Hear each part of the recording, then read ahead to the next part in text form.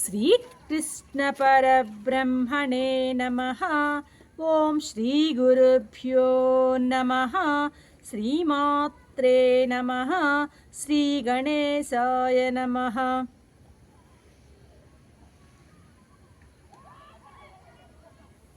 ప్రియ ఆత్మ బంధువులారా, నిత్య జీవితంలో భగవద్గీత 497వ భాగం 18వ అధ్యాయం మోక్ష సన్యాస యోగం.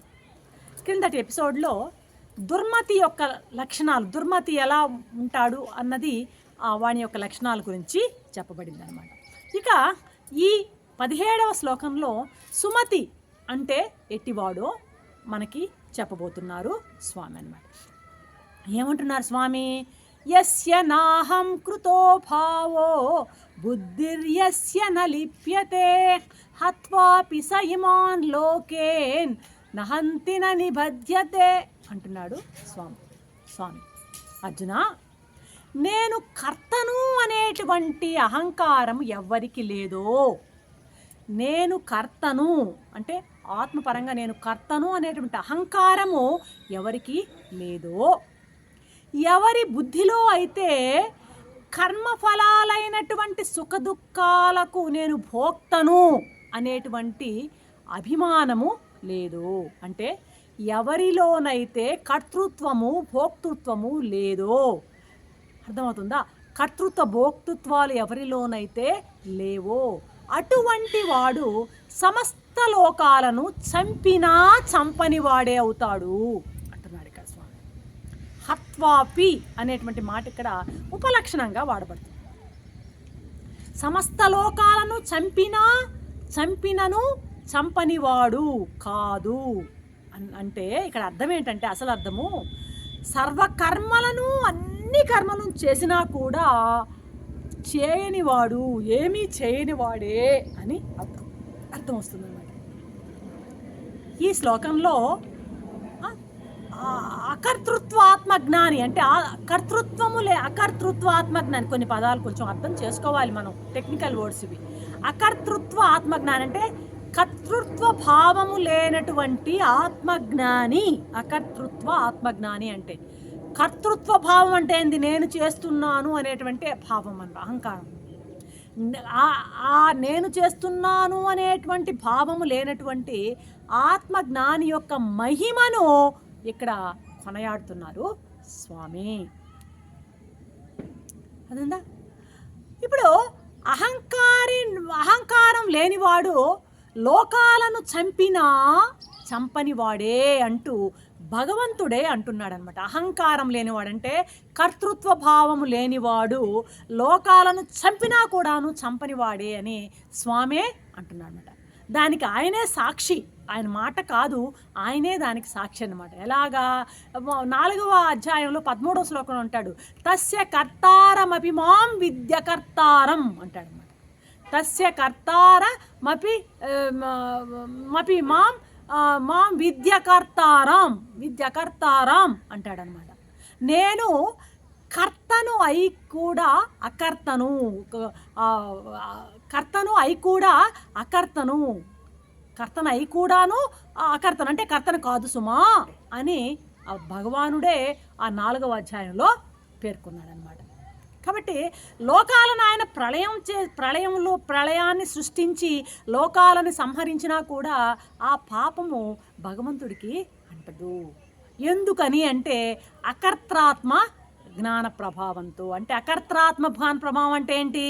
నేను చేస్తున్నాను కర్తృత్వ భావము లేకుండా జరిగేటువంటి క్రియ కాబట్టి అక్కడ అకర్త్రాత్మ భావం ఉంది కాబట్టి ఆయన ప్రళయంలో అన్ని నశింపజేసిన ఆ యొక్క అది ఏమీ కూడాను ఈ ఆ పాపం అంతా ఏది కూడాను స్వామికి అంటదన్నమాట. ఇప్పుడు బంధం అనే దానికి అహంకారాందే బాధ్యత, అహంకారమే బంధానికి బాధ్యత. కర్తృత్వ భావమే, నేను చేస్తున్నాను అనేటువంటి ఎప్పుడు భావం ఉంటుందో ఆ పనికి బంధం ఆటోమేటిక్గా ఏర్పడుతుందన్నమాట. అహంకారం అన్నా కర్తృత్వ భావం అన్నా ఒకటే అన్నమాట. అర్థమవుతుందా? ఇప్పుడు ఆత్మకు కర్తృత్వం నిజంగా ఉన్నట్లయితే, అథవా ఆత్మ కర్తృత్వంలో భాగస్వామి అయి ఉంటే ఆ భావము లేనివాడు అని భగవంతుడు చెప్పాడు. ఎలా చెప్తాడు ఆయన? ఆ భావం లేనివాడు ఏంది? నేను కర్తననేటువంటి అహంకారం ఎవరికి లేదో అన్నాడు. కాబట్టి ఆత్మ కర్తృత్వంలో భాగస్వామి అయి ఉన్నట్లయితే ఆ భావం లేనివాడు అని భగవంతుడే ఎట్లా చెప్తాడు? చెప్పలేడు. కర్మ మామూలుగా కర్మకు కర్తృత్వం ఉన్నంత వరకు నన్ను ఖచ్చితంగా ఫలము భోక్తృత్వం ఉంటుందన్నమాట. భోక్తృత్వం తప్పదు. కర్తృత్వం ఉంది అంటే నేను చేస్తున్నాను అంటే ఆ ఫలాన్ని అనుభవించడం కూడా, ఆ భోక్తృత్వం కూడా తప్పదన్నమాట. భోక్తృత్వం కూడా అక్కడ ఉండనే ఉంటుందన్నమాట. ఆ ఫలం వాడిని ఇంకా భోక్తృత్వం ఉంటుంది, ఆ కర్మ ఫలం కూడాను వాడిని అంటే ఉంటుంది. కర్తృత్వం ఉన్నది అంటే భోక్తృత్వం ఉంటుంది, కర్మ ఫలము ఉంటుందన్నమాట. కాబట్టి ఈ బంధం అనేది అహంకారికే కానీ ఆత్మకు కాదు. ఆత్మ అహమే కానీ అహంకారి కాదు. అహంకారి అంటే ఏంది? కర్తృత్వ భావం, భోక్తృత్వ భావం కలిగి ఉండడమే అహంకారం అనమాట. ఆత్మ అహం కానీ అహంకారి కాదు. ఈ అహానికి కూడా సాక్షి ఆత్మ. కాబట్టి లోపల ఉన్నటువంటి కేవల ఆత్మకు, ప్రత్యేగాత్మకు బంధం లేదు. అది ఏక్ నిరంజన్. ఈ లోపల ఉన్నటువంటి కేవల ఆత్మకు, ఆ ప్రత్యేగాత్మకు బంధం లేదు అని ఎవరైతే ఎరుగుతాడో వాడు సుమతి, అది ఎరుగని వాడు దుర్మతి. ఆ లోపల ఉన్నటువంటి ఆ ప్రత్యేగాత్మకు బంధం లేదు అని ఎరిగిన వాడు సుమతి, ఎరగని వాడు దుర్మతి. కాబట్టి అనాత్మ సాంగత్యం వదిలి, అనాత్మ ఏంటి ఎక్కడి నుంచి? మన మనసులో కలిగే ఆలోచన నుంచి శరీరం వరకు, శరీరం బయట ఉన్నటువంటి ప్రపంచం అంతా కూడా అనాత్మ పదార్థం అనమాట. ఈ అనాత్మ పదార్థంతో సాంగత్యం వదిలి కేవలం నాకు ఆత్మస్వరూపుణ్ణి అనేటువంటి ఆ భావనలో ఉండడమే అద్వైత సిద్ధి అనమాట. నాకు అనాత్మతో ఎటువంటి సాంగత్యం లేదు, నేను సచ్చిదానందమైనటువంటి స్వరూపుణ్ణి, అసంగుణ్ణి అనేటువంటి ఆ గట్టి భావనతో ఉండడమే అద్వైత సిద్ధి అన్నమాట. అదే ముక్తి ముక్తి అని కూడా దాన్ని మనము అంటాం అన్నమాట. ఇప్పుడు ఈ సంసారం అనేటువంటి నదికి అహంకారము, మమకారము రెండు ఒడ్లు అనమాట, దరులు, తీరాలు. అహంకారం ఒక తీరం అయితే మమకారం మరొక తీరం. అహంకారం నేను చేస్తున్నాను, నేను అనుభవిస్తున్నాను, అహంకారం. మమకారం నాది, నేను, నాది. ఈ అహంకార మమకారాలు రెండు తీరాలన్నమాట ఈ సంసారం అనేటువంటి నదికి అన్నమాట. ఈ తీరాల మధ్య ఈ సంసారము విస్తరిస్తూ ఉంటుందన్నమాట. ఎవరి ఆత్మలోనైతే అహంకారం లేదో, ఎవని బుద్ధిలో అయితే మమకారం లేదో, వాడికి బయటికి చూసేటందుకు వాడు ఎన్నెన్ని కర్మలు చేసినట్టు కనిపిస్తున్నా వాడి స్వరూప దృష్టిలో వాడు నిష్క్రియుడే అవుతాడు. అంటే ఎవరి ఆత్మలో అహంకార మమకారాలు లేవో, అహం మమలు లేవో, అహంకార మమకారాలు వారి బుద్ధిలో లేవో, అటువంటి వాడు ఎన్ని కర్మలు చేస్తున్నా, ఎన్ని పనులు చేస్తున్నా స్వరూప దృష్టిలో వాడు నిష్క్రియుడే అవుతాడనమాట. వాడు ఏమీ చేయని వాడే, కర్మ చేయని వాడే అవుతాడు. అహంకార మమకారాలు లేనటువంటి ఆ వ్యక్తి చేసేటువంటి కర్మలన్నీ కూడాను నిష్క్రియాల కిందనే వస్తాయన్నమాట.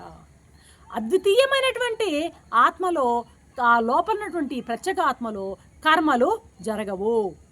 అసంగము నిష్క్రియాత్మకమైనటువంటి ఆత్మయందు కర్త, కర్మ, క్రియ, ఫలాలు ఈ భేదాలన్నీ కూడాను సంభవించే వీలే లేదు. కాబట్టి ఆత్మలో అవిద్యతో కల్పించబడినటువంటి ఉన్నాయి 5 కారణాలు. ఏంటవి? అధిష్టానం, కర్త, కరణాలు, ఇంద్రియ చేష్టలు, దైవం అని 5 ఉన్నాయే. ఈ ఐదు మాత్రమే సర్వకర్మలకు కారణం, కానీ ఆత్మకు కర్మకు సంబంధమే లేదు. ఆత్మస్వరూపుడైనటువంటి నేను ఈ అధిష్టానాలు ఈ అధిష్టానాదులు 5 ఉన్నాయి కదా, అవి చేసేటువంటి వ్యాపారాలు చూస్తూ ఉన్నటువంటి సాక్షిని. లోపల ఉన్నటువంటి ఆత్మస్వరూపము ఈ 5 కారణాలు ఉన్నాయే, అధిష్టానం నుంచి దైవం వరకు ఉన్న 5 కారణాలు. ఈ 5 కారణాలు చేసేటువంటి ఆ వ్యాపారాలను చూసేటువంటి సాక్షి ఈ ఆత్మ లోపల ఉన్నటువంటి. ఈ కర్తృత్వము వాటిది, ఏటిది? అధిష్టానం, దేహము, కర్త మొదలైనటువంటి 5 కానీ కర్తృత్వము. నేను కర్మకు కేవలం సాక్షిని మాత్రమే. నేను ఈ పుణ్యం చేశాను, దాన్ని ఫలాన్ని అనుభవిస్తాననే హర్షం కానీ, నేను ఈ పాపం చేశాను, దానికి ఫలితమైనటువంటి నేను నరకాది దుఃఖాన్ని అనుభవిస్తాననేటువంటి ఆ తాపం కానీ అంతఃకరణలో మన లోపల ఉన్నటువంటి అటువంటి సుమతి అయినటువంటి వాడి అంతఃకరణానికి ఉండవన్నమాట. అటువంటి వాడే సుమతి అని అనబడతాడు. అంటే ఈ పని చేస్తున్నాను కాబట్టి దీనికి నేను ఫలం అనుభవిస్తాననే హర్షమూ ఉండదు వాడికి. ఈ పనికి వచ్చేటువంటి ఆ పాప ఫలితమైనటువంటి నరకం నాకు వస్తుందనేటువంటి తాపము వాడికి ఉండదు. ఆ రెండు, ఆ హర్షము ఉండదు, తాపం ఉండదు. అటువంటి అంతఃకరణం వాడికి కలిగి ఉన్నటువంటి వాడు ఎవడైతే ఉన్నాడో వాడినే ఇక్కడ సుమతి అని చెప్పడం జరిగిందన్నమాట. కాబట్టి అటువంటి వాడే అకర్త్రాత్మ జ్ఞాననిష్ఠుడు. కర్తృత్వ భావం లేనటువంటి, నేను చేస్తున్నాను అనేటువంటి అహంకారం లేనటువంటి జ్ఞాననిష్టలో ఉన్నటువంటి వాడే పరమార్థ సన్యాసి. గతంలో మనం 2-3 ఎపిసోడ్ల ముందులో చెప్పుకున్నాం ఆశ్రమ సన్యాసి, పరమార్థ సన్యాసి అని. ఆశ్రమ సన్యాసి, పరమార్థ సన్యాసి అని. ఎవరైతే ఈ విధంగా అకర్త్రాత్మ జ్ఞాన నిష్టలో ఉంటాడో, కర్తృత్వ భావం లేకుండా ఉన్నటువంటి జ్ఞాన నిష్ఠుడుగా ఉంటాడో అటువంటి వాడినే నిజమైనటువంటి పరమార్థ సన్యాసిగా చెప్పబడతాడనమాట. కాబట్టి వీడు ఎట్లా ఉంటుందాడు? ప్రారంధం వశాన వచ్చేటువంటి, అప్రయత్నంగా వచ్చేటువంటి కర్మలు జరుగుతూ ఉన్నా సరే వాడికి ఆ కర్మల పట్ల అభిమానమే ఉండదు.